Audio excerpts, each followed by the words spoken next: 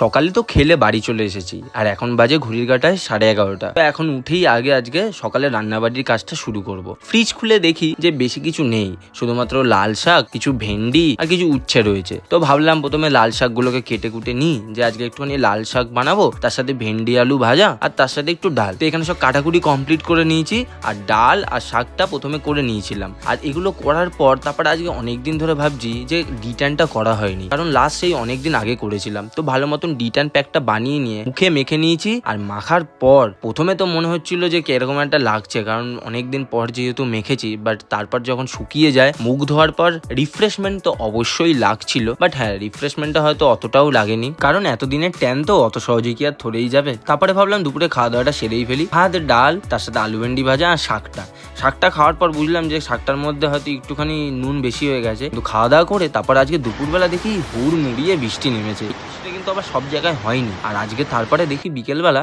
বাবা আসলো, আসার সময় দেখি কাঁঠাল নিয়ে এসছে। আর এই সিজনেতে কাঁঠালটা একবারও খাওয়া হয়নি, তো আজকে প্রথমবার একটু কাঁঠালটা খেয়ে দেখলাম। সত্যি খুব ভালো লাগছিল। কিন্তু আজকে বিকেলবেলা থেকে আজকে কোনো কাজ করা হয়নি, বাড়িতেই বসেছিলাম। তো ডাইরেক্ট তারপর রাতে খাওয়া দাওয়াটা সেরে ফেলি, সেটা হচ্ছে ভাত আর টক দই। দেখতে হয়তো খারাপ লাগতে পারে, কিন্তু ভাত আর টক দইটা না খেতে খুব সুন্দর লাগে। তো আজকের দিনের ব্লগটা এইটুকুই। আবার কালকে নতুন দিনের নতুন ব্লগে দেখা হচ্ছে।